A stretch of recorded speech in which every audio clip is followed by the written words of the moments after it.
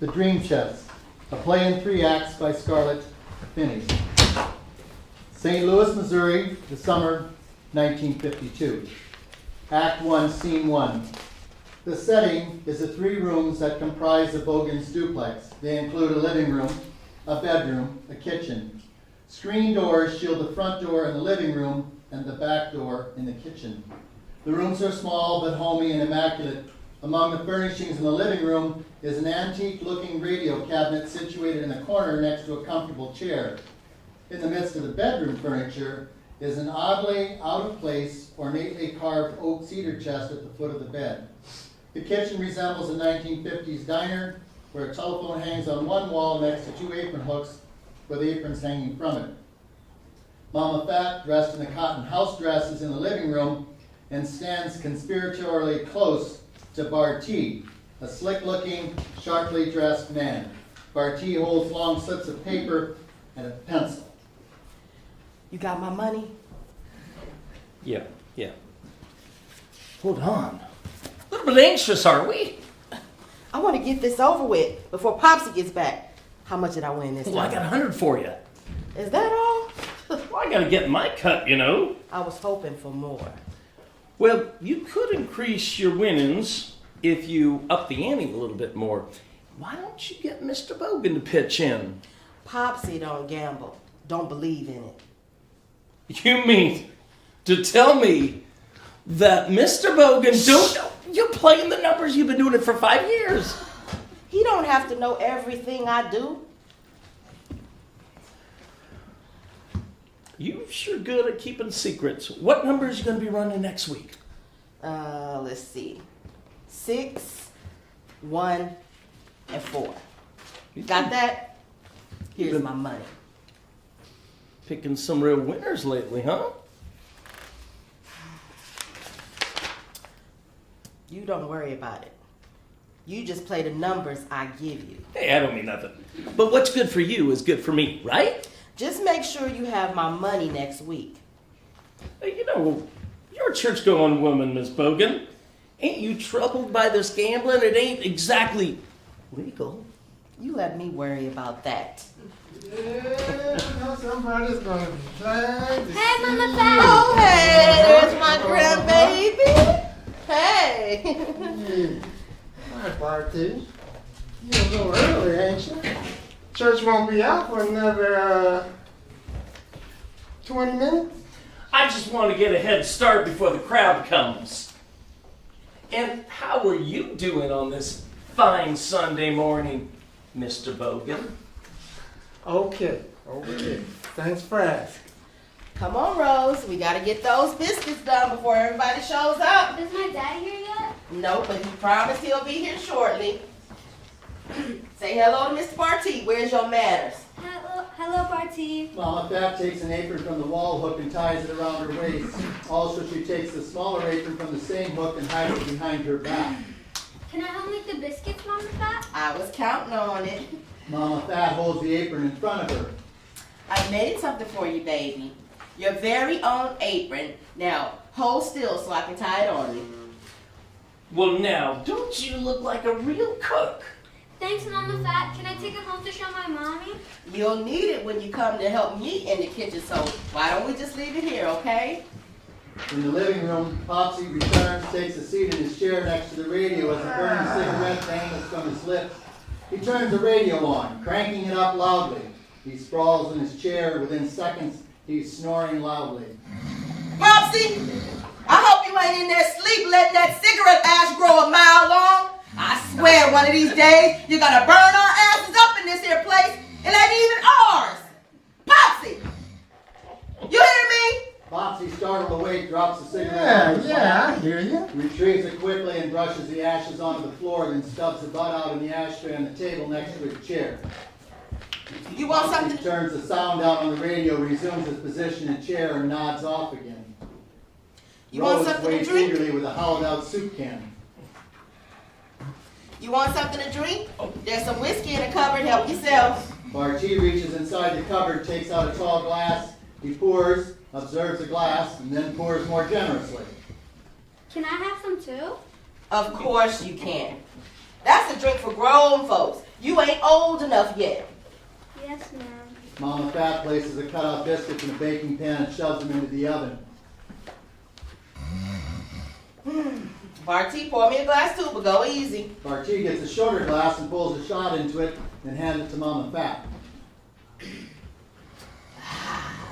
That hits the spot. Mama Fat rinses the glass out in the sink, and she and Rose are in a flurry as they set out dishes of food on the table, the kitchen counters. Off in the distance, church bells peal melodically. When they finish, they stand proudly surveying their work. Well, it looks delicious, Miss Bogan. I can't wait to dig in. Hold on, I'm coming. Hold on. Fat? Oh, hey, Mr. Bogan. Who's winning?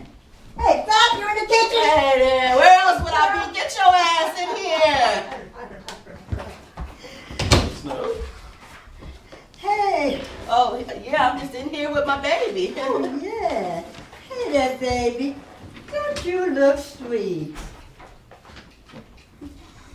I'm not a baby. Yes, you are. You're my baby. Good, good. Where's Larry, Fat? Did he come with Rose?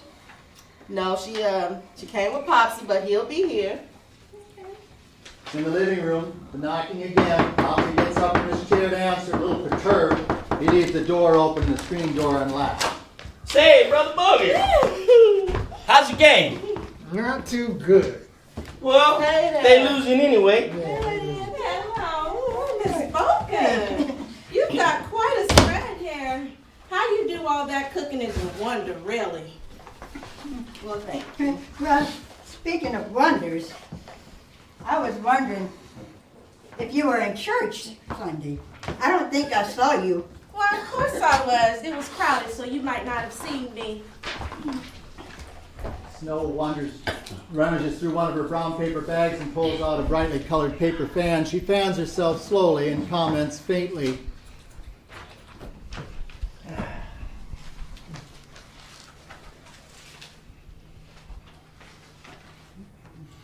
Pardon? Did you say something? Oh, no. I didn't say a thing.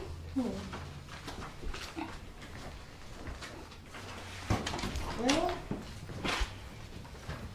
Oh, look who Daddy! It is, sweetie. Hey! What's happening? Sorry I didn't pick you girls up last night. Me and Pete had some business with the dog. Are you getting me a dog, Daddy? You said you would. You promised. Don't you remember? Well, now wait a minute. I don't remember this. Nobody's getting a dog. Not anytime soon, anyhow. Mommy says your promises are comfort for fools. What does that mean, Daddy? It don't mean nothing. That's what it means. Your mama's just joking around. How's she doing anyway? She's got a new boyfriend. A boyfriend.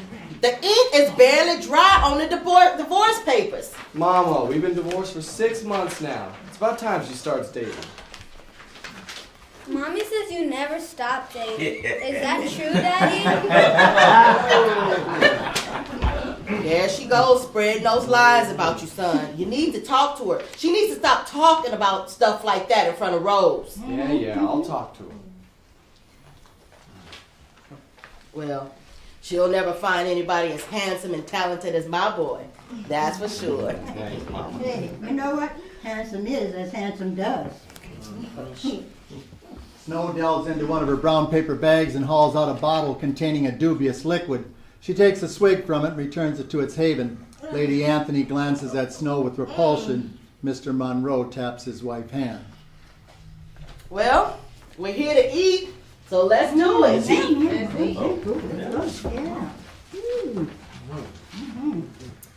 Mama, I was wondering if I could spot a little bread. Dorothy wants to send her to summer camp. And I'm running a little short. Sure, son. How much you need? Well, I think 50 will do it. Mama turns away from Larry and reaches inside her bosom. She takes out a few bills and then stashes the coin purse back inside her bosom, turns back to face him, and hands him the money. I don't see why she wants to do that. Rose can stay here with me and Popsy for the summer. Well, she thinks it'll be good for her. She'll be with the kids her own age. I'll pay you back. I ain't never asked you for nothing back. Thanks, Mama. Larry and Mama Fat return to the kitchen where Rose waits patiently in front of Mr. Monroe as he reaches inside his pants pocket and draws out a silver dollar coin. He places it in her hand and pats her on the top of her head. She beams happily. What do you say to Mr. Monroe? Thank you, Mr. Monroe. Very well. Oh, hey, Rose. Hey. Good morning, Mr. Bogan. Hey, you think you can come upstairs later today and look at that leak I talked about yesterday? Ain't that what you got a landlord for? I know, but you get to think so much quicker. How about it? Okay, I'll do it later. Anderson, why you still dressed? You gonna eat, ain't you? You don't want to get grease all over your dress? I'll be careful. I stayed a little after church this morning. Did y'all hear about the latest? Didn't y'all notice that the pastor's wife wasn't at today's service? Yes, that's true. She's always there on Sundays.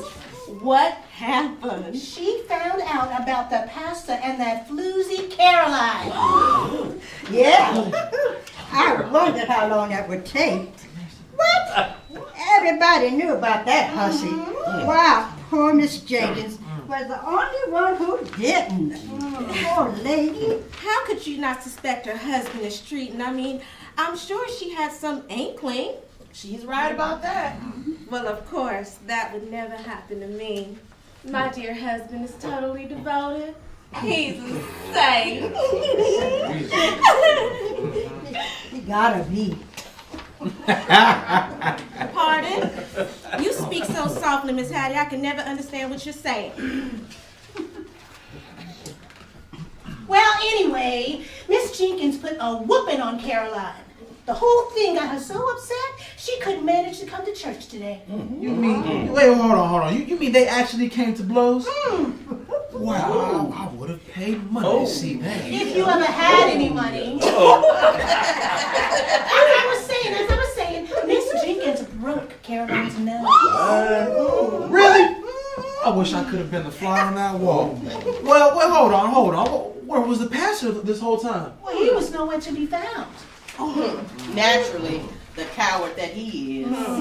Well, at the service this morning, he acted all normal, like nothing happened. Maybe he didn't know it happened.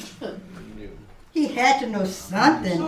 Why did he think his wife missed service this morning? Oh, he knew all right. It happened real early this morning, long before services. He ain't nothing but a snake acting holier than thou. Being a pastor don't make you a saint. He's a man just like all the others. You can't paint all men with the same brush, man. I ain't never seen none different. Besides maybe your George. Well, what about Mr. Bogan? Surely he's not like that. Not no more. I taught him good. Well, what do you mean? What happened? I need to hear this. Fat waltzes over to the cupboard, fetches a whiskey bottle from it. Anybody want to taste? Oh, yes. Okay, well, I got me a pistol and I shot at his ass. Well, I don't think I Miss ever heard Bogan, this. you didn't. I don't think I ever heard this story, Mama. Okay, well, talk was Popsy was sniffing around some no good harlot over at the chicken plucking factory. So I got me a pistol and I went down to that factory. I waited for him to clock out, and when I saw him, I got so mad, I could have chewed up nails and spit out a barbed wire fist. So I shot him. At the chicken factory. Missed twice. And what did he do? He wrestled the gun out of my hand, told me I was crazy as batshit, told me it was all lies, and then we went home. Mama Fat takes a gulp from her glass of whiskey. It's kind of a disappointing ending to such a promising start. I didn't want to kill him. I just wanted to scare the shit out of him. And it did. That's what Miss Jenkins should have did to the pastor. Shoot, I bet you that'll get his cure his ass. Dad, you should be ashamed of yourself. Popsy saunters from the living room into the kitchen and becomes aware of the disquieting quiet. Wearily, he dishes up a plate of food for himself and takes a seat at the dining room table and begins eating. Well, can't we talk about something more pleasant than harlots and guns? Hold on, I don't know, Mr. Monroe. It sounds pleasant enough for me. What you think, Larry? I think I gotta agree with Mr. Monroe. Let's change the subject. Yeah. Snow, you been to any interesting funerals lately? Well, as a matter of fact, I have. You should have seen the one I went to a few days ago. Anybody we know? I don't think so.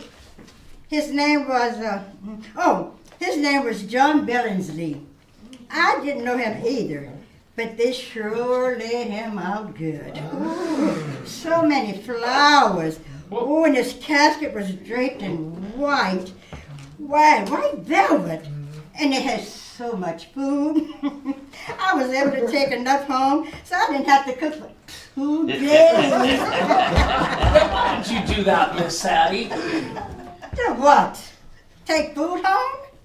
They had so much, they didn't miss it. No, I mean going to funerals of people you don't know. Some people like to knit. She likes funerals. She ain't hurt nobody. I'm just curious. I want to see how different people do things. How they make the dead people look. How things were decorated, stuff like that. You making plans for when your time comes? Well, you never know. Tomorrow ain't promised. It sounds bizarre to me. I mean, don't it make you feel sad? Why? I don't know them. Besides, I learned all kinds of things at these funerals. You should go to one. Oh, you mean along with securing your dinner? Yeah, that too. When did you learn of this one? Let me see. I learned that the deceased was a single man who owned a house that the family wants to sell. They said it's all paid for, and they want to get rid of it real quick. Said they're selling it really cheap. How much is cheap? I heard them say something like $10,000. Do you know where it is? No. What would you want to see it for? You ain't buying it, I ain't buying it. I didn't need to see it. I'm just curious is all. Well, it's somewhere on Shreve Avenue. Annie, why are you asking about it, Fat? You know someone who's looking to buy a house? I just told you, I'm just curious. Oh, okay. Well, ain't none of our friends got $10,000 anyhow. You don't need the whole $10,000 all at once to buy it. Now, when I bought our home for me and Lady Anthony, we only had a few $1,000s to put down as a down payment. What's the big deal about owning a house anyway? If anything goes wrong with it, you gotta come up with the money to fix it yourself. I like renting. When something stops working, I just call my landlord. Or Popsy. Well, yeah, he's quicker. If you do your due diligence and are careful, you get the house inspected to make sure that there are no significant repairs and it don't need any attention. The house can be maintenance free for years. Yeah, and there's a certain pride about owning your own home. And don't forget about the equity that you build up. Equity? What's that? That's the value of your house. It usually increases over the years, especially if you make improvements to it. Sounds like a lot of double talk to me. Yeah, and you never own it anyway. The bank does. I'm with Miss Anderson. Renting is better. Why are we even talking about buying a house? Is anybody here in the market for one? No. I always been meaning to ask you. Why you call lady? You royalty or something? No, that's my given name. You mean your parents really named you Lady? That's right, my mother did actually. She thought it would be easy for people to remember. You got any brothers? What's their names? Lord? Sir? No, nothing like that. I do have a brother though, and his name is Philip. That just beats all. What about you? Your given name is Hattie, isn't it? Yes, So why do people call you Snow? because I'm spiritual. It's in the Bible. Hey, girl, you all right? Yeah, I'm fine. Hey, y'all all want some dessert? Oh, yummy. Yeah, sweet potato pie, Ooh. some fried pies. Don't touch that coconut cake. That's for my granddad. Hey, let y'all know, me and Larry got some news. We're going to appear in the talent show at the Regal Theater next week, and I expect all of y'all to come. Pulls some flyers out of his jacket pocket and passes them around. The Dapper Tap Boy. That's us, me and Larry. That's right. You've heard it. You've heard of the Nichols brothers? Well, we're just as good as them. Well, they better, I'd say. Admission is $1? Whew, the picture show only costs 35 cents.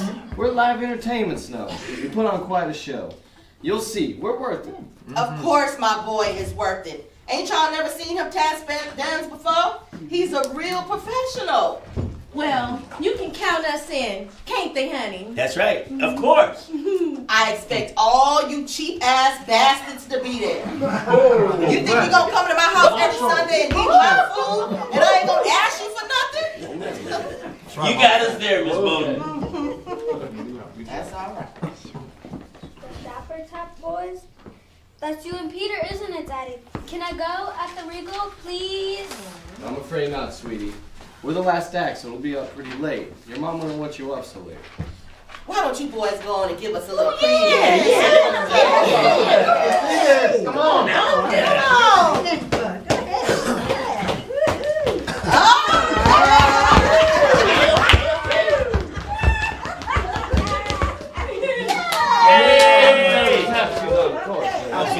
Blackout, end of scene.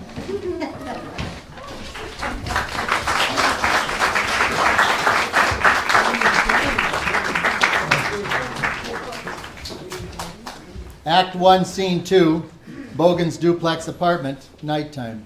We find Mama Fat in her bedroom sitting at her vanity table, gazing vacantly into the mirror. She's dressed for bed in a long Chanel robe and house slippers.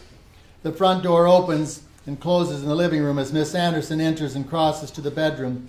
She too is dressed for bed, and her hair and curlers is swathed in a net scarf. You here by yourself? Where's Mr. Bogan? No, he and Mr. Monroe went out for some man time. What are you doing? No, just sitting here thinking about things. What things? My life and how nothing turned out like I thought it would. Oh, well, that's a sad fact of life, honey. I sure didn't count on George leaving me alone in my downward years. It wasn't his fault he got sick and died. I know, still, it makes me so angry. Well, Popsy's alive, and maybe if it'd be better if he... Fat, hush! You don't mean that. At least you got some money out of it. That's insensitive, Fat.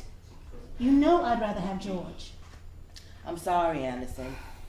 You know what I mean. George provided for you, even in death. He left you enough money so you could have bought a house. Why didn't you? And leave the neighborhood? My friends, you?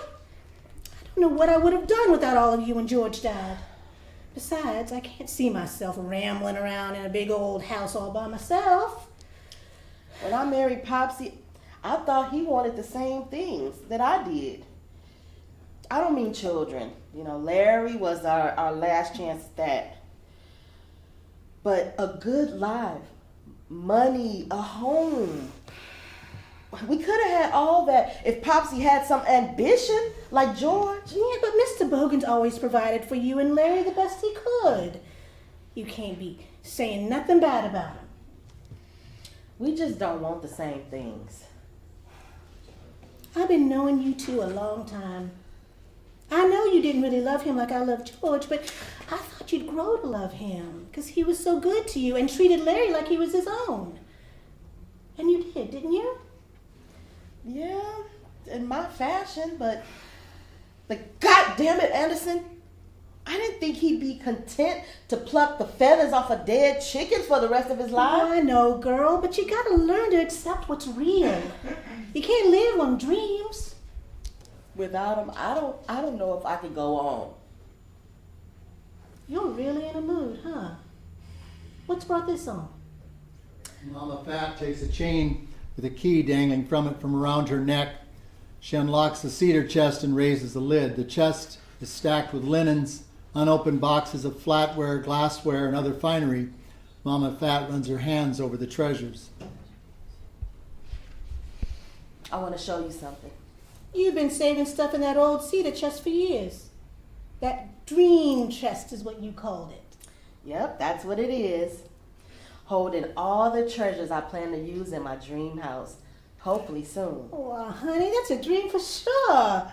You need to get that silly notion out of your head and start using these nice things now before they end up just a pile of dust.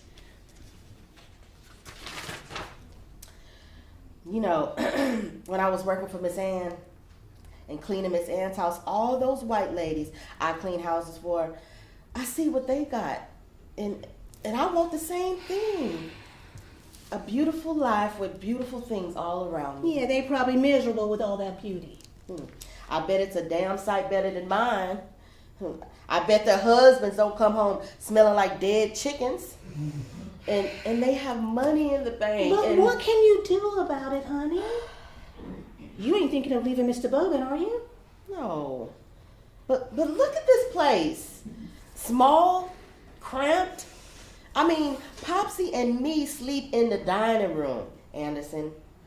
The dining room.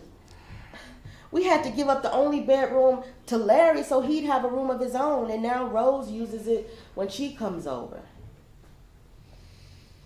I just want to have rooms that are not used for other than what they're intended. You do remember that I live right upstairs, don't you? Yeah, but it's plenty of room for one or two, but I had a child and now a grandchild. You know I wanted children, Fat. And I would have raised them right here. Sorry, Anderson. I didn't. It's just that I'm knocking on the door of 60 and I want my own house to grow old and older in. I don't want to die renting. I see. Miss Anderson reaches towards a cedar chest and holds up a stack of linens. Is this what you wanted to show me? I was with you when you got a lot of this stuff, so it ain't nothing I haven't seen before. Mama Fat removes a few other items from the chest and places them carefully on the floor next to her feet. Then she digs down deep inside the chest until she pulls out a large red velvet pouch cinched tightly by a cord. She unties the pouch, stretches it open, holding it up so Miss Anderson can look inside. What's this? Is that money? Ooh! How much is it? $5,000. What? Don't tell me you got all that money from playing the numbers with Barty. How did you know about that? Oh, I came down here one day to borrow some onions and I saw you and him with your heads together. I heard enough to know what was going on and I left before you two knew I was there. Well, nobody else knows. Are you kidding? Everybody knows what Barty is all about. That's why nobody can understand why he's welcome here every Sunday. I think Mr. Bogan is the only one who don't know. Well, Barty's not so bad. He takes care of me. What he does is illegal. You better be careful. I ain't gonna get caught. Everybody's doing it. Besides, I didn't get all this money from Barty. Where did you get it from then? You see me taking all that extra laundry and ironing for the white ladies? Well, along with cleaning from them, I've been skimming a little off of the top of the household money that Popsy gives me. Ooh, I was wondering why you were doing all that. I work like a galley slave. So, what are you going to do with all that money? Does Mr. Bogan know you got it? No, and I don't want you telling him. In fact, don't tell nobody about it. Miss Anderson locks her lips with her fingers, raises one hand skyward, and lays the other hand over her heart. You tell me not to tell something, and nobody can drag it out of me. You know that. Mama Fat cinches the pouch closed and returns it to the hiding place. I'm going to buy that house that Snow talked about this evening. Mama Fat continues restocking the cedar chest, and when she's done, she locks it and returns the keychain to her neck. I'm finally going to have my own house. I just don't want nobody knowing about it just yet until everything's settled. What's going on, Anderson? Ain't you happy for me? This has been my dream since I was a young girl. I know how important it is to you, Fads. It seems like I've been living with the permission of a landlord my whole life. And I'm tired of it. I told you about how when I was a kid living with my grandparents. Grandpa sharecropping for Mr. Turner. All us kids, 9 of us, sharing 2 beds in the same room with my grandparents. I thought when I got grown and married, I'd live different, better. And look what happened. Here I am, still renting a place not much larger than the one when I was a kid. It's just that Just what? you won't be here in the neighborhood no more. You won't be downstairs for me. I won't be able to pop down here like tonight and have a cup of coffee with you at 10 o'clock in my house coat. You can still come visit anytime you want, and you can wear your house coat. On the bus? At 10 o'clock at night? Well, I guess that might look a little funny. You'll be a homeowner. You'll be different from... Everything will change. We'll still be the same people. No matter where I am, we'll still be aces. We won't have nothing in common no more. Now who's talking silly? Where is this house? Have you seen it yet? I was gonna make arrangements to go see it next week, and I was hoping you'll come with me. Of course. Mama Pat pours some more coffee into their cups, returns to the chair. The front door opens in concert with the racket of the screen door and closes. I'm home. You've been drinking. Hey, Miss Anderson. Just a couple of beers. I'm okay.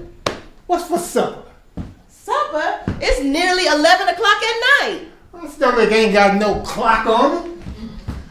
You're gonna get heartburn eating this late. Keep me up all night belching and farting. No, I ain't. Well, Fad, I'm gonna go on home. Let me know what day you want to go. Go? Go where? None of your business.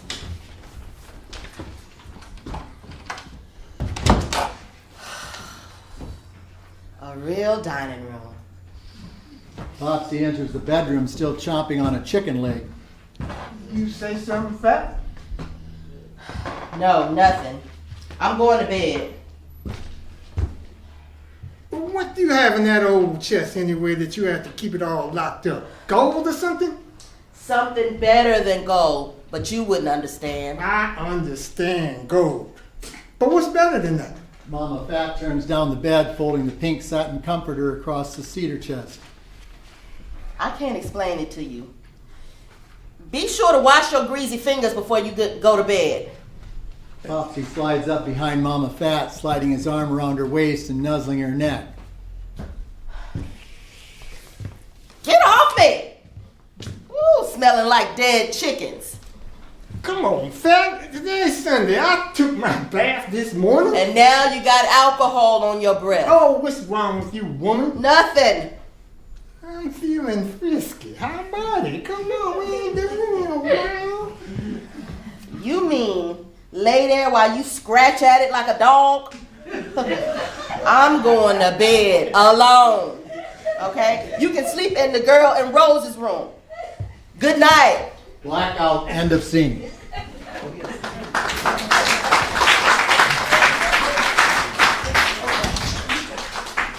Act 2, Scene 1. The Bogans Duplex, the following week, daytime. Mama Fat enters, followed by Miss Anderson and Snow. Mama Fat and Miss Anderson are dressed in their Sunday best, complete with hat and gloves. Snow is dressed, well, like snow. The trio crosses into the living room and into the bedroom. Ooh, it's a hot one out there Oh, today. you got that right. Ain't you melting all those clothes, Snow? I just don't know how you do it. I've been having palpitations. I guess I just have low body temperature. You know, I've been meaning to ask you, do you dress like that when you go to these funerals? Dress like what? You know, all bundled up like this, like you live in Alaska. They don't pay me no mind. I only go to the big ones. You know, because they're the ones that put on the big spectaculars. There's usually so many people there, I just fade into the background. Ooh, I find that hard to believe. You guys cut it out. So, what did you think of the house? Oh, I thought it was pretty. All them rooms, so large. Anderson? Did you leave the front door open? Maybe we can get a cross breeze in here. Anderson, the house. It was nice. That's all. Nice. I still don't know why you want to see it, Fat. You know somebody want to buy it? I don't know anybody with that kind of money. Do you, Anderson? Ooh, do you feel that breeze? Did you notice it had a formal dining room? A real dining room for folks to just sit down and eat. That's what kitchens are for. And 3 bedrooms. More rooms to clean. And a grand living room. Oh, with a real fireplace. More money for firewood. Why do you need a big house? 3 bedrooms? Rose uses one to sleep in when she visits. Otherwise, it ain't but you and Mr. Bogan in all that space. Hey, what's going on? You're going to buy that house back? Thanks, Anderson. Oh, yeah, I can keep a secret. Nobody can drag it out of me, right? I'm so sorry, Fatty. Just tumbled out. You buying it for real, Fat? Did somebody die and leave you some money? Well, Anderson, you want to go on and spill the rest of the beans? The fact is, I have some money, and I'm going to buy that house by myself. Without Mr. Bogan? You all getting a divorce? Of course not. It's just that he don't know that I'm buying it is all. I'll tell him once I get it. Oh, that's wonderful, Fat. But how did you come up with enough money? I worked and saved it. Uh-huh. And Barty? Yeah, well, that helped too. You just be careful with that one, Fat. Well. I'm still happy for you. I think I'm going to go on upstairs and take a nap. I gather Anderson ain't so happy about that house. No, she ain't. Oh, she'll come around. You know she loves you. Yeah, I know. Well, she's the only one who knows you're buying that house. It's just the 3 of us. Yeah, and I just don't want everybody to know just yet. I don't want to jinx it. I'll tell him when it's for certain. Well, what about Mr. Bogan? You know he don't get in my way when I have something I'm trying to do. This ain't no different. I'll tell him when I'm ready. I'm proud of you, Fat. Well, thanks, Hattie. Yes. I wouldn't have known about that house if it wasn't for you and your funerals. So I'm so grateful to you. Well, I'm up to another one this afternoon. Some rich white lady who lived in Ladue. Supposed to be real fancy with lots of food. You know, I have to go with Anderson on this one. Don't these folks ever get suspicious when you show up? I mean, ain't nothing in Ladue but white folk. How do you explain your being there? I always got a story worked out. At this one, I'll tell them that I'm one of the deceased's maids coming to pay my last respects. All right. Well, I'll see you next time. Okay. All righty. Bye. You have a good day. You too. Bye, Snow. Mama Fat approaches the telephone hanging on the wall. Taking a card from her pocket on her dress, she dials the phone number.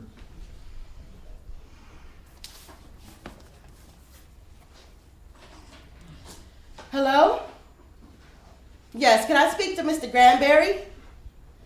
Mr. Granberry? Yes, I want to talk to you about that house over on Shreb Avenue.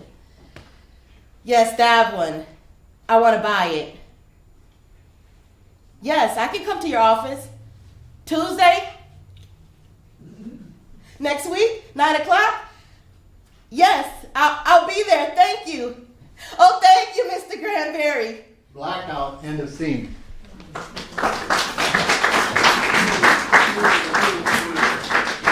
Act 2, Scene 2, Bogans Duplex, a few nights later. Man!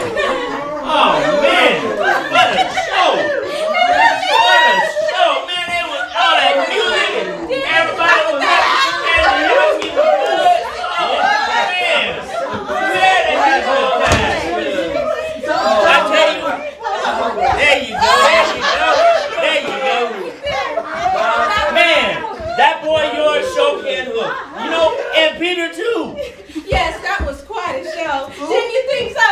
here. It was very, very I told him entertaining. everything he knows. Oh, the theater was packed, but we had good seats. Did Larry arrange that? Yes, he's tight with the manager. Well, I hope Larry ain't too tight with them.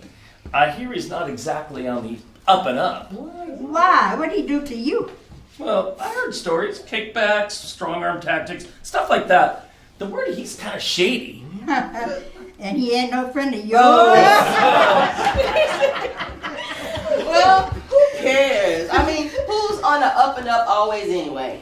Okay? All I know is that he got this show together for my boy, and that makes him all right in my book. Now drink up, everybody. We celebrate. Let's make a toast. Yeah. To Larry and Peter, may the road to fame be short and paved with gold. I'll drink to that.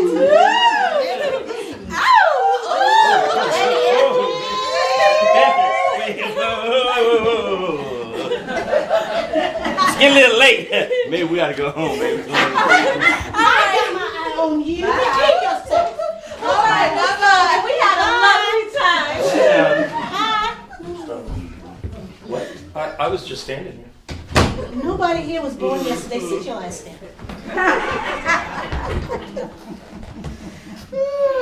Come on, folks. Let's have another round. Oh! Yeah. Oh, well, I had to get up early in the morning. What are you talking about, Snow? You don't work. In fact, the only one who do work is Popsy. And he's good for another round, ain't you, Pops? Well, that don't mean I don't need my beauty sleep. I think that ship has sailed a long time ago. Oh, Snow knows I'm just playing with her.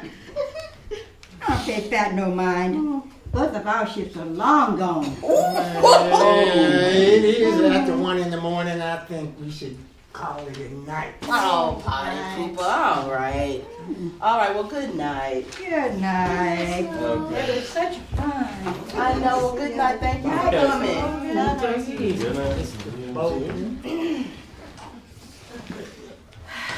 I thought Larry and Peter was going to be here to join us after the show. Oh, they probably hanging out, signing autographs. Anyway, why would they want to hang with us old folks? They probably went to some party with their friends. Yeah, you're probably right.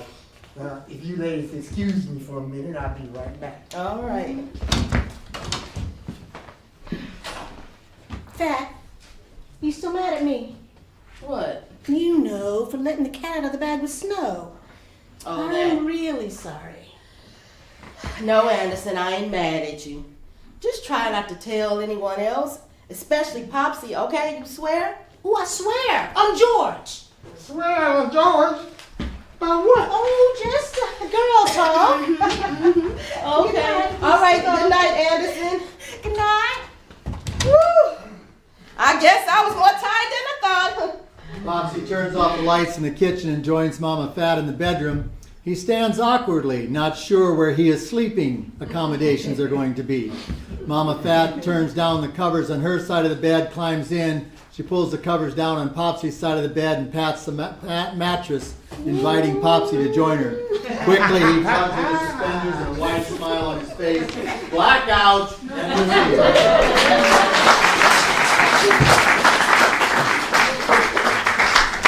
Act 2, Scene 3. Bogans' Duplex, later that same night.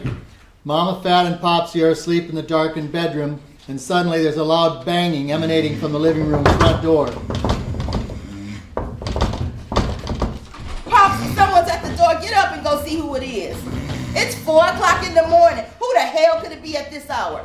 Popsy! Popsy, the door! It's Peter. Man, you know what time it is? What you doing here? I'm sorry, but it's Larry. What about Larry? We weren't supposed to get caught. I swear we wasn't supposed to get caught. What are you talking about? What happened? You caught or what? Where's Larry? Where's my son? Is he okay? Calm down, Fat. Let the boy explain now. Jimmy said it would be a piece of cake, I swear. Who the hell is Jimmy? He's the theater manager. He said he would split the money 3 ways. What money? What did you do? The money we made from tonight's show, me and Larry were supposed to steal it from the safe in Jimmy's office. What? Oh my God. What happened? Well, we were in the office, and when somebody came back to the theater, and they heard us, and then they called the police, and I managed to escape, but they got Larry. And you just left him there? No sense of both of us getting caught. So where is he now? They arrested him. He's in jail. In jail? My boy. Where was the manager? He wasn't there. We were supposed to meet up with him later at this place. So he left you and my son to be the fall guys. Where you going, Fat? I'm going to get my son out of jail. That's where I'm going. You gotta pay his bail to do that, Mama Fat. And how much is that? I don't know. You can't get him out tonight, Fat. You gotta wait until morning when he comes before the judge. What a couple of dumbasses you are. Well, I'm going to the jailhouse anyway to get my boy so he know he ain't alone. All right. I'm coming with you. Well, what do y'all want me to do? Not a goddamn thing, like you did tonight. Go home, Peter. Just go home. We'll talk to you later. Blackout. End of scene.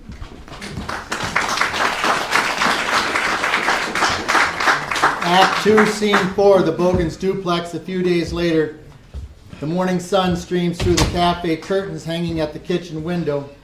Mama Fat, dressed to go out. Popsy in his work overalls and rubber boots holds a cup of coffee as well as gazes out the window. Wonder when this weather's gonna let up.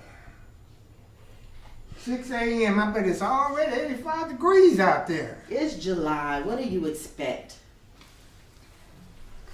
Sorry, I can't go with you this morning. Yeah. Them dead chickens is more important than Larry. Fat, give me a break. We just got home at the crack of dawn. I ain't got no sleep, and now I gotta go to work. You know how Mr. McLean is about people taking off? What I know is Larry is in trouble, and you can't take a day off to help him. I bet if he was your real son... I'm gonna forget you said that, because I know you upset. Anyway, I ain't got no money to pay his bail unless it's $23, because that's all I got. So, you're suggesting that I just leave my son in jail to rot? Did you make my lunch? Here on the table. The boy committed a crime, Fat. Maybe he should face the consequences. Might be good for him for a change. What do you mean for a change? You know what I mean. You babied that boy his whole life. In fact, it's past time for him to take responsibility for his own mistakes. You don't know what you're talking about. Oh, that's right. You're the only one knows anything. I know because I'm his mama. And I'm your husband. I wish I got half the attention you lavish on that boy. This ain't about you and me. Well, I'm making it about that. You spend all your time worrying and taking care of your grown-ass son. What about me? I know why you married me, and I was always all right with it. I know what you think about my job, too, until I hand you my paycheck. I've done right by you and Larry all these years. What more I need to do? I don't want to talk about it. No, you never do. You never do. The boy's wrong this time. He ain't take nothing. Not for lack of trying. That's for sure. I don't care what you say. I'm going down to get that money for my son's bail, even if I have to steal it myself. Oh, don't talk foolishness. I'm going to be late. Mama Fat absently lets her hand slide down the chain around her neck with the key to the chest. Slowly she ambles from the kitchen to the bedroom. She kneels in front of the chest. Taking the chain from around her neck, she opens it.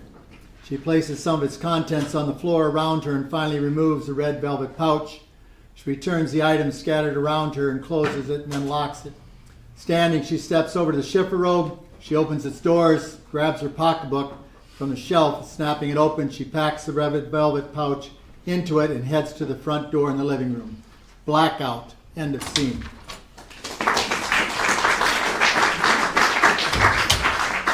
Act 2, Scene 5, the Bogans Duplex, late afternoon the same day. The door opens to the living room as Mama Fat, Larry, and Peter Rabbit enter. Oh man, I don't think I could spend another day in that jail cell. I know, son. You all want something cool to drink? I got some fresh lemonade in the kitchen. Yeah. Where's your mama? She's in the kitchen. Mama Fat returns to the living room carrying a tray of lemonade and a dish of cookies. Oh, hey, Anderson. I heard y'all come in. I guess Larry's bail got paid. How much was it? It was $45. It was $5,000. I only had to pay $500. Anderson grabs a glass of lemonade and takes a seat in one of the living room chairs. So, what happens now? Well, I guess there'll be a trial. But don't you need a lawyer? Who's gonna pay for that? It's a public defender. He says I got a good chance. That means it's free, Anderson. I hope he's right. Listen, man. Look, I'm sorry you got caught. And I didn't. But I thought you were right behind me. I swear. Hey, man, don't worry about it. You were lucky and I wasn't. That's all. So what does your lawyer say? He says with the first-time offender that I have a good chance of getting a minimal sentence.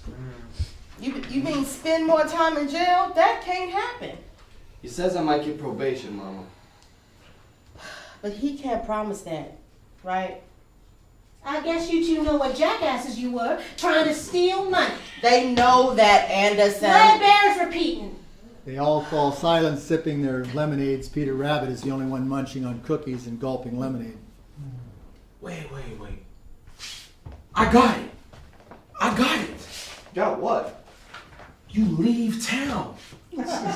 Leave town? What are you talking about, man? Look. You get out of town until this whole thing just blows over. That's the dumbest idea I've ever heard.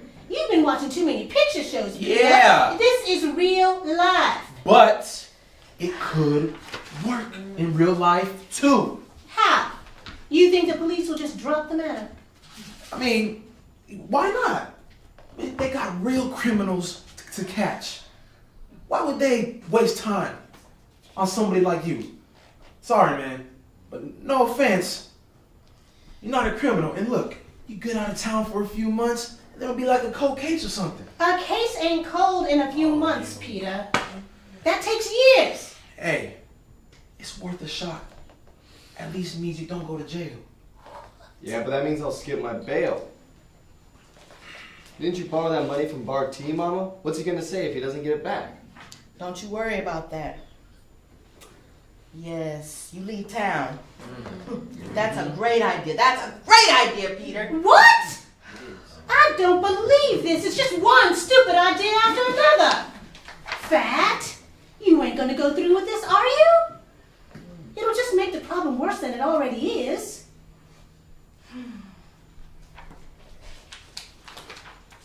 I don't want my boy going to jail, Anderson. I'll do whatever I have to do to prevent that. Oh, y'all have lost your minds. I won't listen to any more of this nonsense. Where would I go? Gosh, so look, man. I know this dude in Chicago. Yeah, I'm sure I can square some things with him. How long do you think I'll need to be gone? I don't know. Maybe 6 months. I'm still gonna need some bread. Man, I gotta live, you know? I'll take care of that, son. How? Where are you gonna get that kind of money? I'll probably need a couple thousand at least. You think Bart T's gonna loan you that much? Bart T ain't my only go-to. And you think it could work? I'll make it work. You drive them, I'll handle the rest. What's Popsy gonna say?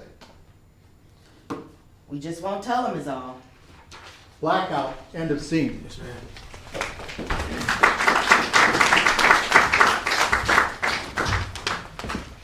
Act 2, Scene 6, the Bogans Duplex. The next morning, Mama Fat stands, she sees by the phone. Miss Anderson is seated at the dinette table, toying with a slice of pie as she listens attentively to Mama Fat's phone conversation. I understand, Mr. Granberry, but I just need a few more weeks. Can I just give you $1,000 now to show good faith? Yes, sir. I know, but something came up and can't you speak to the owners? I really want that house. Tell them I promise I'll have the whole down payment by the end of the month, okay? Thanks. Bye. I know you paid Larry's bail with that money you saved. Now you only got $4,500 left, right? That still might be enough. I'll wait to hear from Mr. Granberry. But if Larry is going to skip town, he'll need money, right? How much you going to give him for that? I don't know, Anderson. Stop pestering me. You know that was crazy talk yesterday. Surely you ain't going to let him go through with that, are you? I don't want my son going to jail. You ain't going to be able to do both, you know. It's Larry or it's the house. You're going to have to let go of one for the other. He's my only child, Anderson. That's just it. He ain't no child.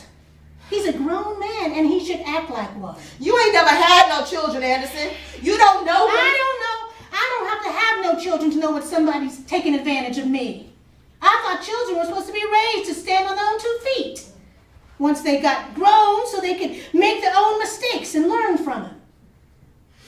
I don't need a lecture from you two. Who else has been trying to talk some sense into you? Popsy. He thinks I ignore him and pay too much attention to Larry. Well, 1,000 Frenchmen can't be wrong. You know, I thought things would change once Larry got married. But no, you got knee-deep in that too. Dorothy tricked him into marrying her by getting herself pregnant. Which she did all by herself, right? The point is, that was his wife, his baby, and his responsibility. He was not young. yours. He was young. He needed my help. Help, yes. Overindulged, no. I don't know no other way to do it. Look, honey, the reality is he was a piss-poor husband. He slept with any hussy he could from day one. And he's not that much better as a daddy, and certainly not as a son. You're my friend, Anderson, and I love you. But I don't want you talking about my son like that. I'm going to be there for him and his children as long as I can do that. So, now you're going to give him all that money you worked and slaved for. You know you ain't never going to see any of that money again, right? Yeah, I know. You finally going to tell Mr. Bogan about the money and the house you almost had? I ain't lost the house yet. Mr. Granberry said he'll let me know. Popsy don't need to know nothing yet. You have lost the house. You know you're going to give that money to Larry and you won't have none left over for that house. Won't you be happy about that? You don't want me to move anyway. I don't want you to give up on your dreams. What am I going to do with a house anyway? Miss Anderson rises from her chair, crosses to Mama Fat, puts her arm around Mama Fat's shoulders and hugs her hard. Blackout, end of scene.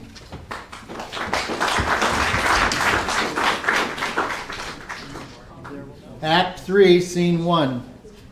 The Bogans Duplex, days later, morning.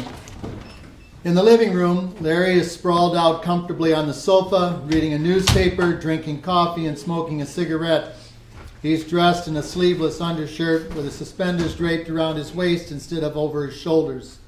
Soft jazz music reverberates from the nearby radio throughout an otherwise still house. The door is open with the screen door as the only barrier to the outside. The screen door creaks open. Oh, hi, Miss Anderson. Mom's not here right now. She has an appointment downtown. Yes, I know. I don't know when she'll be back. But I'll tell you drop by. No need. I came here to talk to you. Put your foot down. Put your foot down. Ow. So, I hear you and Peter are going through with that outlandish idea to leave town. Well, it wasn't my idea, but I'm just going with what Peter said. You think that's a smart thing to do? Well, let's see. Leave town, stay, and probably go to jail. No matter the cost to anyone else. Mama can handle it. You? Mama and me can handle it. Oh, you handle it, Larry. I've been knowing you since you were knee high, and I ain't never seen you handle nothing. By yourself, anyways. What's this about, Miss Anderson? You seem upset with me or something. Yes. I've been trying to keep my nose out of things, but I can't do it this time. Your mama's been doing for you ever since she birthed you, and she ain't never asked you for nothing in return, has she? Wasn't that what parents are supposed to do for their children? You're a parent. Is that what you do for your daughter? Hey, they get all I can give them. But you ain't got nothing. Everything comes from Pat and Mr. Bogan. Well, I do what I can. With what? You don't work a job. I've been looking. I just can't take anything. That's exactly what you should take. I hear Mr. Bogan offered to give you a job where he's at. Plucking chickens. No, thank you. It's honest money. Better than trying to steal somebody else's. Barely. Ooh, listen, don't get smart with me. I'm sorry, Miss Anderson. Look, I don't want there to be any bad blood between us. I get that you don't agree with things that I've done, but things are going to be different. You'll see. And skipping out on your bail and leaving town on somebody else's dime is how it's going to be different. I mean when I come back. Uh-huh. Who do you think paid your bail?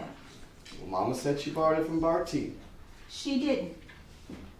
Where do you think the money's coming from to help you escape? I don't know. Mama said she'd take care of it. Oh yeah, she's doing that all right.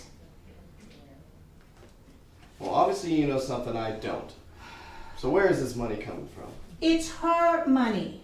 Money she's worked and scrimped for over the last few years. Cleaning houses, ironing, and washing clothes for the white ladies. I didn't know that. And you didn't ask. You're so busy taking for yourself, it never mattered to you where anything came from or what others had to do to get it to you. But she said she borrowed it from Barty. I know she plays the numbers with him, so I thought maybe she just hit it big. And that makes it all right for you to take it? It still ain't your money. Nothing you earned. It's somebody else's. Yeah, I get that. But what am I supposed to do? You're supposed to stand on your own 2 feet.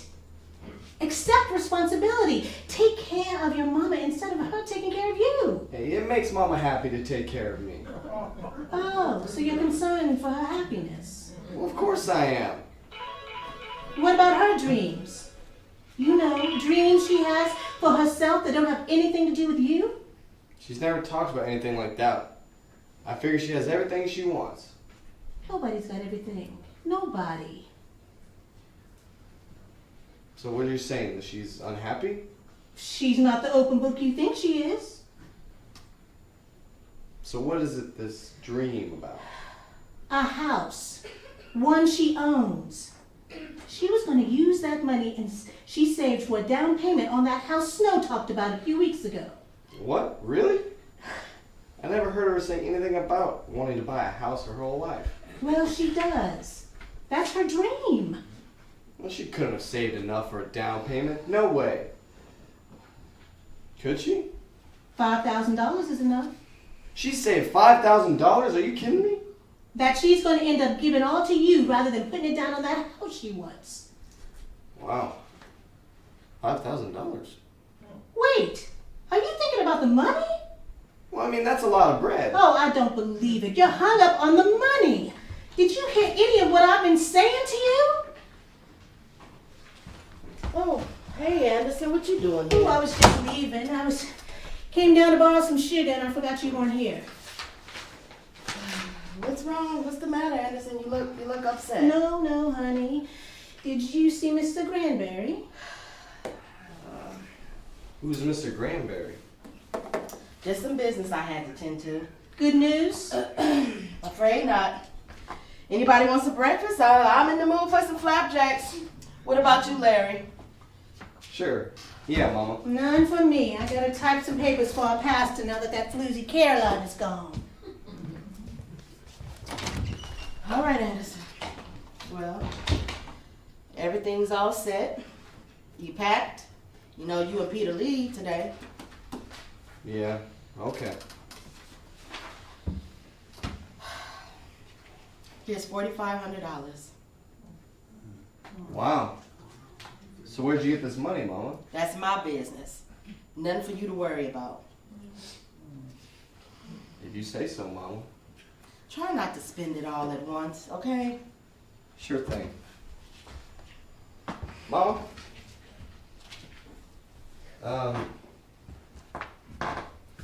Thanks for everything. Sure, son. That's what mamas are for. Blackout, end of scene.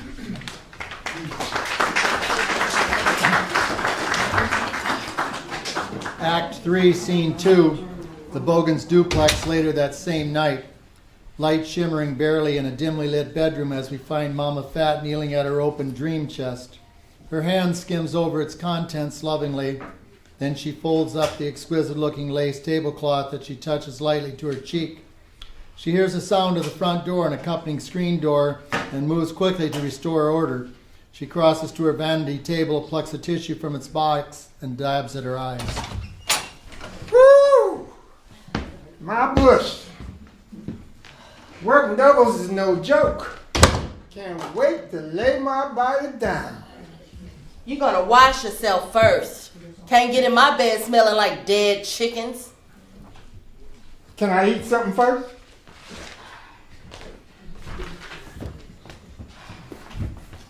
You see Larry today? Yeah, he stopped by. What do you want to drink? Got some lemonade? What's wrong? Look like you've been crying. Of course I've been crying. What do you think? My only son is about to go to jail. You can't help him out of this. What do you know? You ain't still talking crazy, are you? What would you say if I told you I already got it? What do you mean? Already got what? The money. I saved it. Really? Well, good for you. I know you've been doing a lot of extra work for the white ladies. You've always been good about saving money. I used it to pay Larry's bail. And how much was that? $500. $500? Wow, that's a lot to say. You get that back when you show up in court, right? He ain't going to court. Why not? Me and Peter came up with a plan. Peter?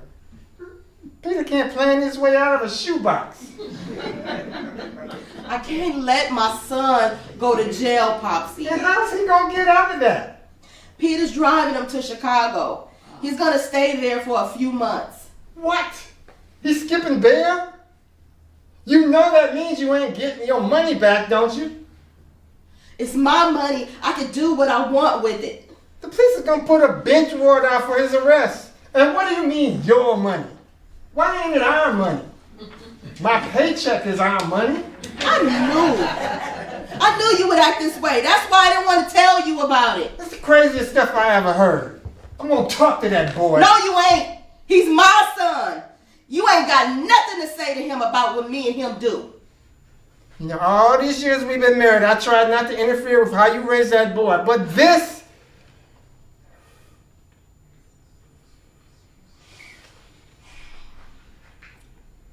He ain't gonna listen to you. He's going to Chicago. Period. Okay, Fat. I give up. He's your son. You do what you want. You always do.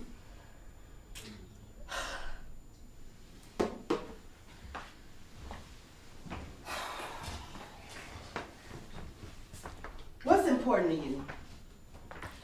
What do you want out of this life? I want what everybody else wants. A job, money to pay my bills. What about dreams? Do you have any of those? Sure. I dream. Damn it! I don't mean those kind of dreams. I mean about something you've always wanted, dreamed about. I don't have time for that pie in the ice sky stuff, if that's what you're talking about. So you're just happy as shit working at the chicken plucking factory, paying somebody rent for the rest of your life? And what's wrong with that? Why haven't you tried to get a promotion at McLean Brothers? You've been plucking chickens for 20 years. Ain't you ever wanted to be head chicken plucker? I don't want to deal with those headaches. I punch in, I punch out, I'm done. What about renting? What if Mr. Levine don't want to rent to us no more? Why would he do that? We good tenants. Always pay our rent on time, I do the garden. If we owned our own home, we wouldn't have to worry about that. Yeah, but then we have a whole new set of problems that come along with owning a house. No thank you. No, it's no use. I might as well be talking to one of your dead chickens. I'm going to bed. Take your bath, don't take your bath, I don't care. You sleep in Rose's room tonight. I'm sleeping in my own goddamn bed tonight. And every night. You hear me, woman? This is my house. No, it ain't. It belongs to Mr. Levine. Blackout. End of scene.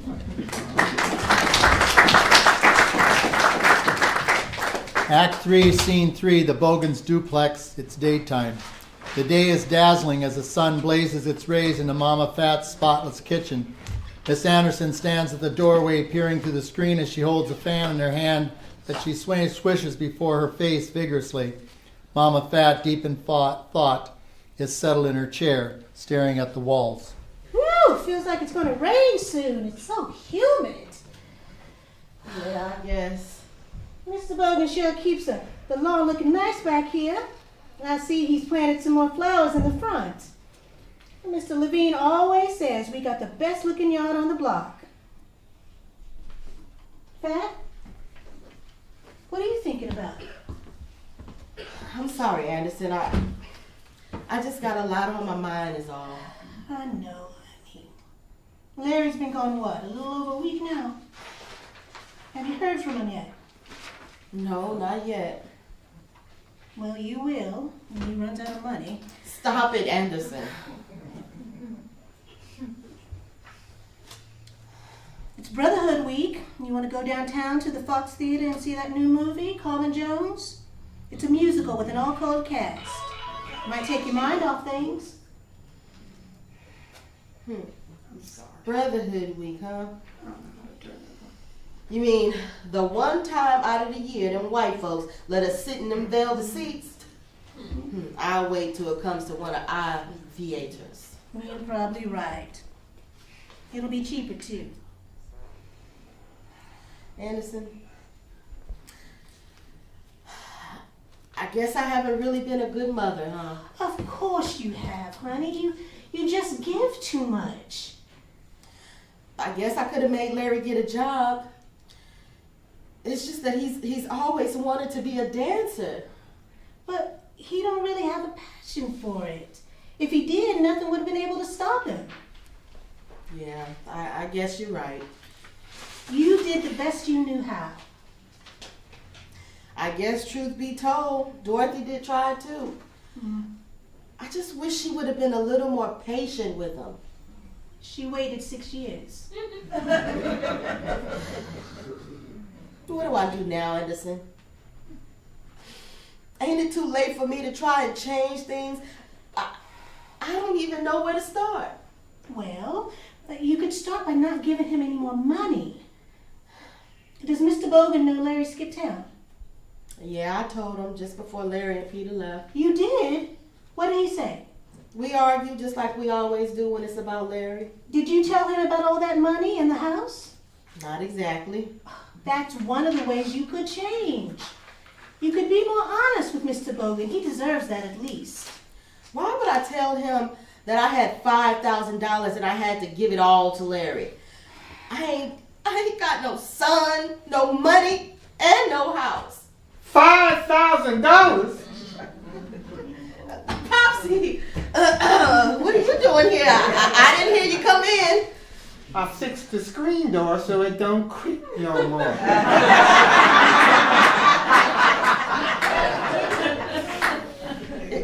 What's this about $5,000 that you gave to Larry? It's money I saved.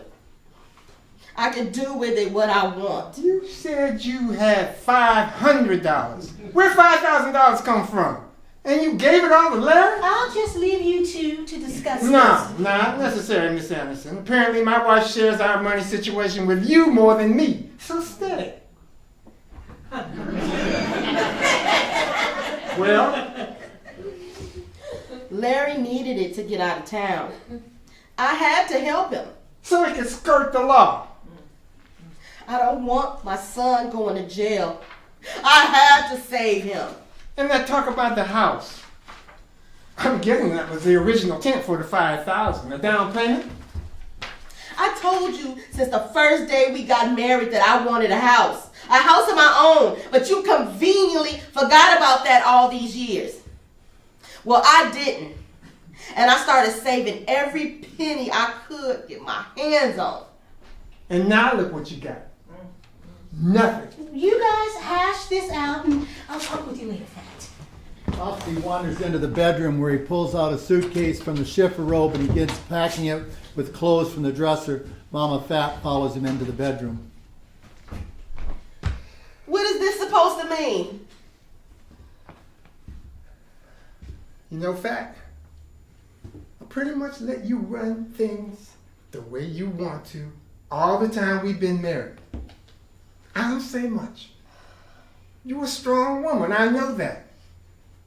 I know how much store you put in your son and I understand why. But this takes the cake. If you regarded me as your husband rather than just a guy who pays the bills, we could have worked this out together. Instead, everything in secret. Your way. Always your way. So you do it your way, but do it without me. I see it's going to be an uphill battle for me, and I'm tired of fighting it. Blackout, end of scene.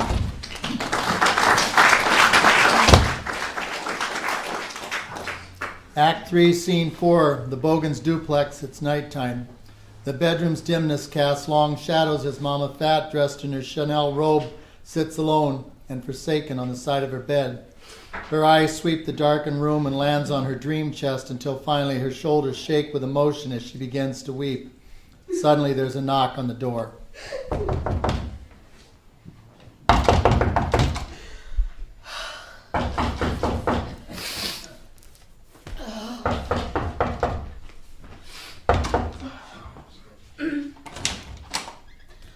Oh, it's you. I'm not fit for company, Anderson. Oh, I know, honey. Have you heard from Mr. Bogan? It's only been 2 days. What about Larry? No. I hope you ain't worried, honey. Mr. Bogan just needs a little time alone. He'll be back. Not so sure about that no more. What are you going to do? I don't know, Anderson. I really fucked things up this time. You know that when Mr. Bogan comes back, you're going to have to change a little, right? You know how we talked about you need to change things with Larry? Well, you're going to have to do the same with Mr. Bogan. He's a good man, Fat. You could have done worse. I know you're right, Anderson. I know he deserves better. But will I get that chance? Sure you will, honey. Sure you will. It's getting late. Who could that be at this hour?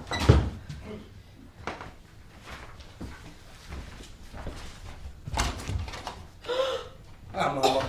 Larry, son! What are you fine, Mama. Everything's fine. Why aren't you in Chicago? Where's Peter? Well, we didn't exactly get to Chicago. Why? What happened? Well, we stopped in Alton to visit my friend, Kenny. Took time and did a lot of thinking. I decided to make my court date. But Larry, that means... I might go to jail. But I don't want you to do that, son. Oh, here's your money too. I can't take it. No, it's mine. Cut it out. It's all there. Minus $50, of course, but I'll get that back to you. I promise. I don't understand. Why are you doing it? Well, it has something to do with dreams. My dream was to become a famous tap dancer. It just never occurred to me that other people might have dreams too. But that could still happen for you, baby. Well, I have to put it off for a few years, but you don't. Not for me. Anderson, what did you do? Don't blame Miss Anderson, Mama. She was right to tell me. Made me see how selfish I was being. Well, it's too late anyhow. The house went to somebody else. Well, there'll be other houses. Consider this money for next time. I'm proud of you, Larry. Thanks for opening my eyes.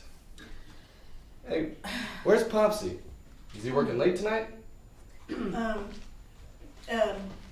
What? You want something to drink, son? You hungry?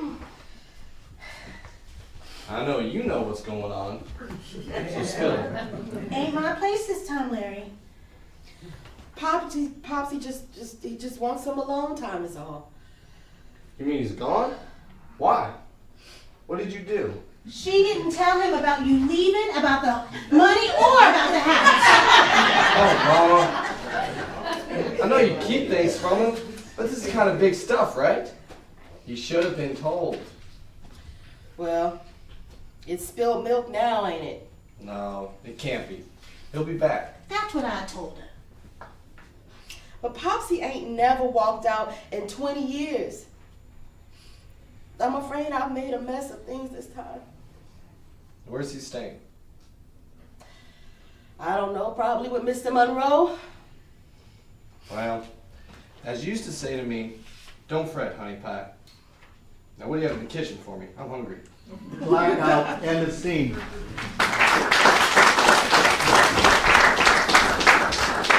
Act 3, Scene 5, the Bogans Duplex, day. Church bells toll in the distance. Mama, Fat, and Rose are in the kitchen, buzzing about, setting out dishes and food.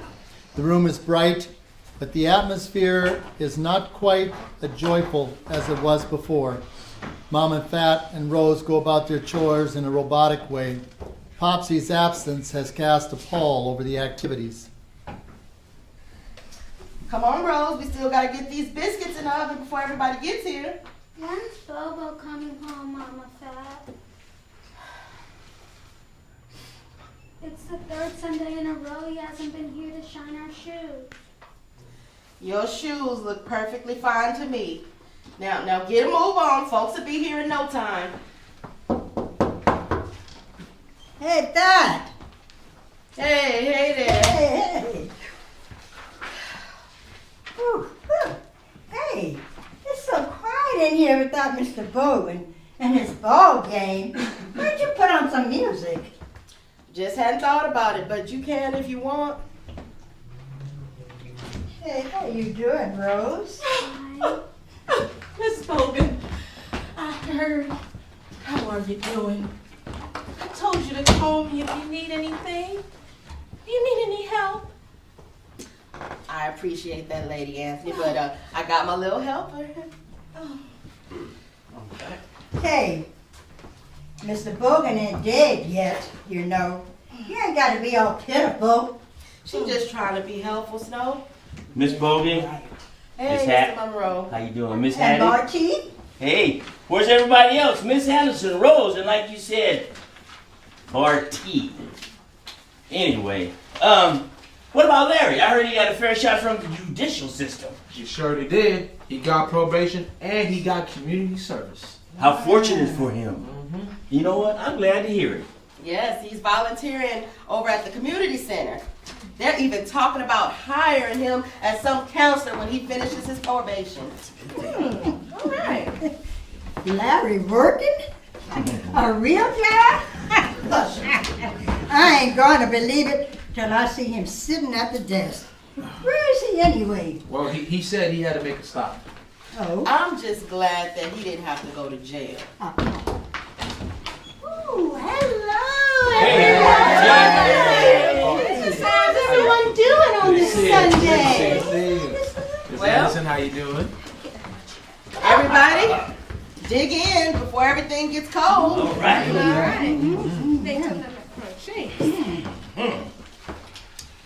I don't think we need to wait on anybody, do we? Everybody's here. When have we ever waited on anybody? Ain't no need to Catch get hands, catch hands. Let's go. The wind blew in. I think the ball game is still on. Yeah, it probably is. You hungry? You want me to fix you a plate? First, I want to make some things clear. In fact, we've been married a long time. Yeah, Popsy, and I. Would you let me have my say? Oh, boy. Tell him, Mr. Bogan. Sorry, go on. Now, there ain't been no secret to everybody here that you've been running our marriage, Amen. and I've been running around in it for 20 years. That something must change. But you always been so quiet, and I ain't. It just seemed natural. Not anymore. I ain't gonna be quiet no more. Now listen, Fat, I want to stay married to you, but I got certain conditions if we're gonna continue. I'm listening. First, no more secrets between us. Agreed. And second, you're gonna stop gambling with Bar T. Yeah. Wait a minute, Mr. Bogan. I run a perfectly legitimate business. And your wife, she's one of my best customers. And you sure you want to shut down that path to riches? Yes. It's illegal. Tell him, Popsy. Fat, Yeah, okay. and last, I guess you all heard by now that my wife saved enough money to put a down payment on that house Snow just told us about a few months ago. Wow, that's wonderful, Miss Bogan. No, it ain't wonderful. From now on, no big purchases will be made or even started without both of us knowing about it and agreeing to it. Fact? Okay, Popsy. I know that's how things should have been all along. And I promise they will be from here on out. But does that mean you're coming home?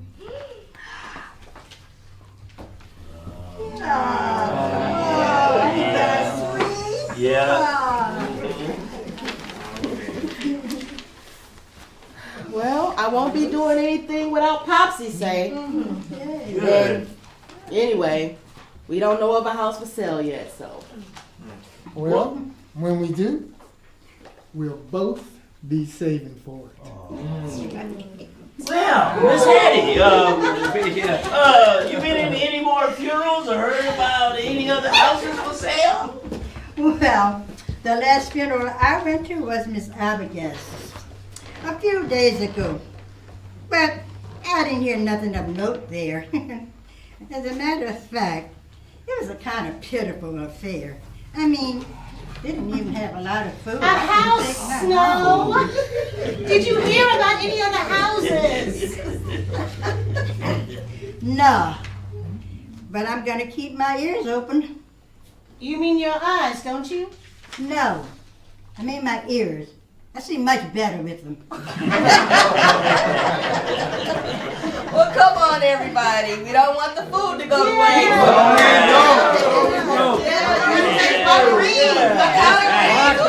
End of play.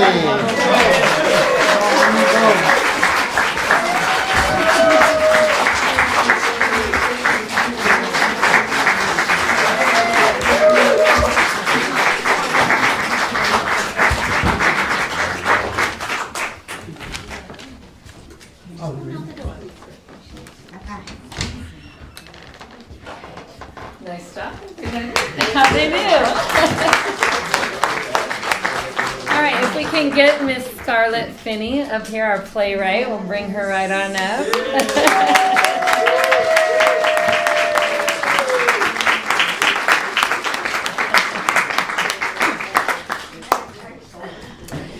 So if we could get a little bit of feedback for Scarlett, she'd love to hear from you what you thought. As you know, this was just a staged reading. Yeah. I'd like to say that I want to congratulate all the actors for doing such a great job.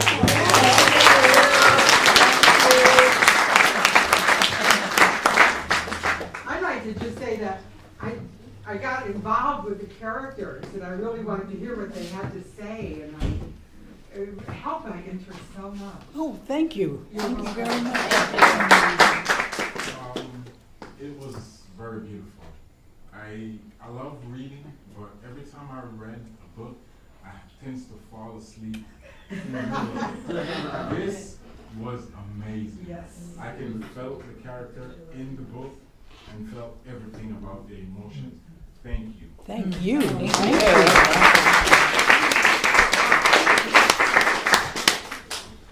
Anybody else? I found it very enjoyable. It was very, very funny. And I only had one question, and that was, why was your son white?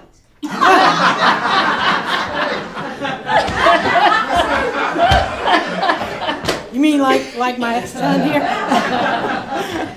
No, we went through quite an ordeal to get these actors.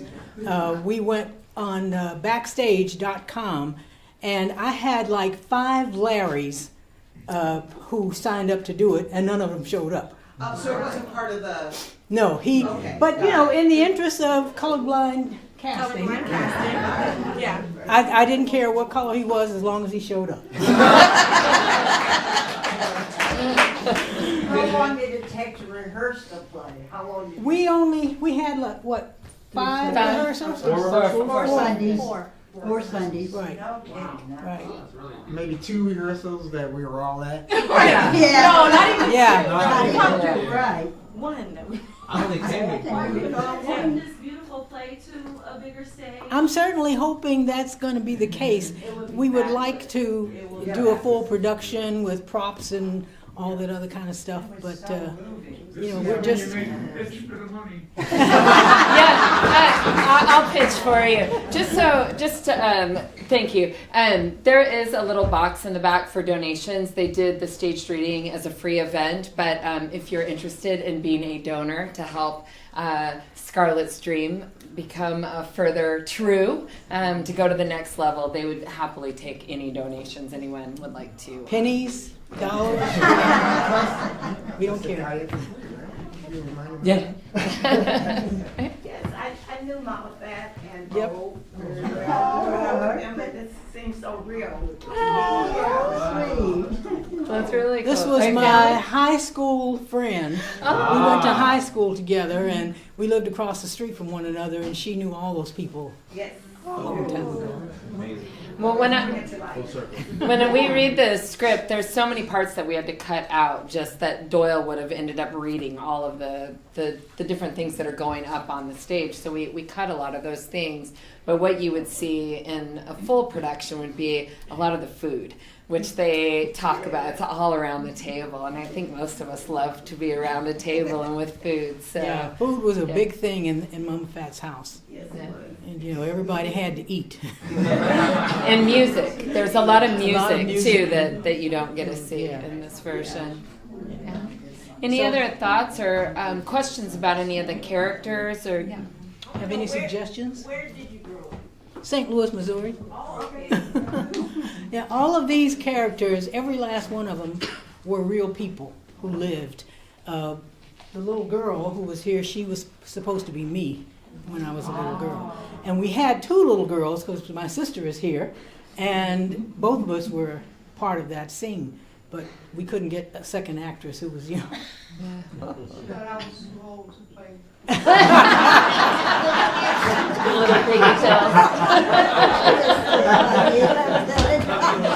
I really appreciate you guys laughing in all of the right places, because I never think of myself as funny, as a comedy writer or anything like that. But I think when you start writing, sometimes the characters are so fully developed, it almost writes itself. Mm-hmm. And so these people just spoke the way I thought, the way I remembered them speaking.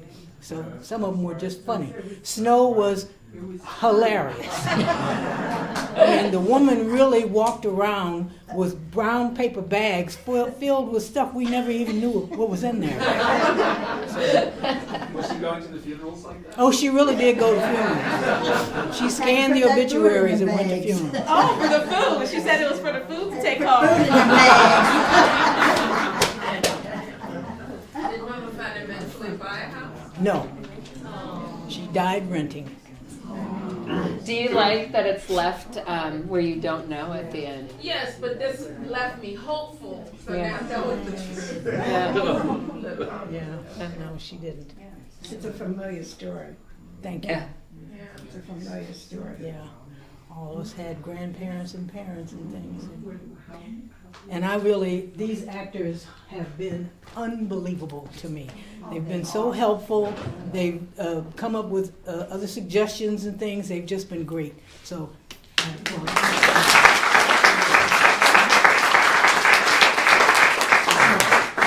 Yes, sir. Dorothea make it into the play? Your mother. Why didn't she? Yeah, why didn't she make it into the play? I don't. I just didn't need. My mother and my grandmother didn't get along that well, because my grandmother was very possessive about her son, and so they didn't have a great relationship. So was she not over like the Sunday dinner? Oh God, no.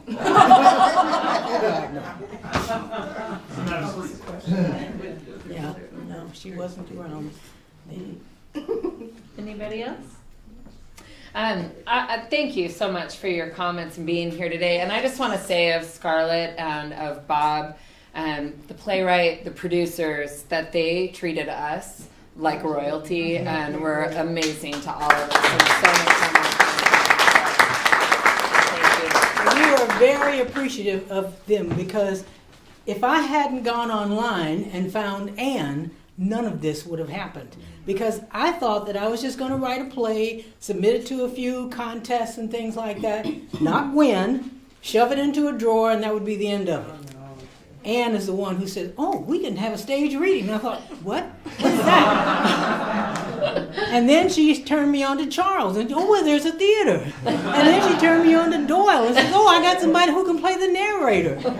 So Anne is responsible for everything.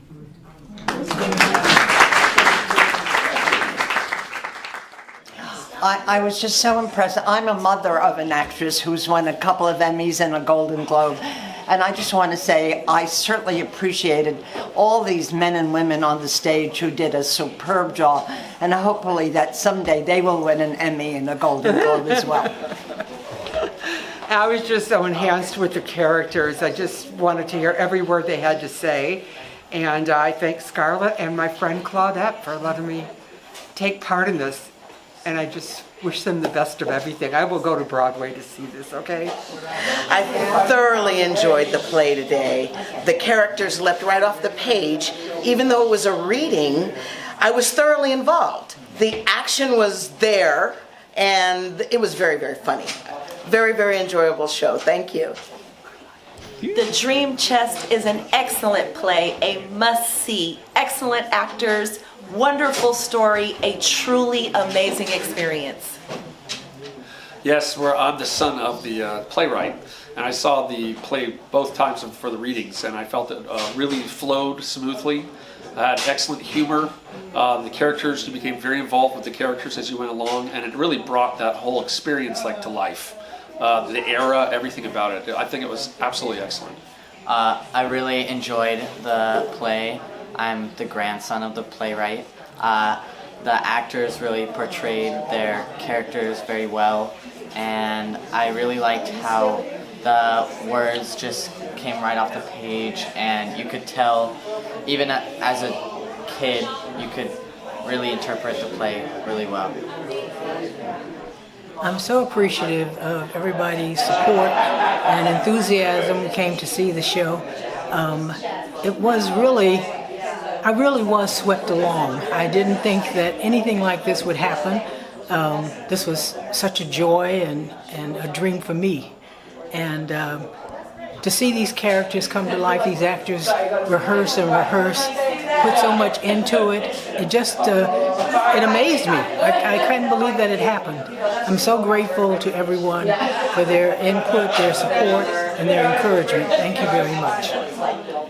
I think that it was fantastic, my dear. Thank you very much. It really, really was. It was the way the play flowed, and again, it put you in it from the start. It was like it wasn't a reading. It was almost like, it was weird that they had the scripts, because you were so in it that it felt like it was a full performance. Right. That's one of the things that Anne decided, that she didn't want people just to sit around and talk. She wanted people to actually do the movement and make things more interesting, and I think it did. Yeah, and I noticed from the first, I saw both readings, from the first reading to the second reading, they got much deeper into their characters. Almost off book. Yes, it was amazing. It was really, really well done. Yeah. And then to hear Cookie, your high school friend, say that Mama Fat nailed it.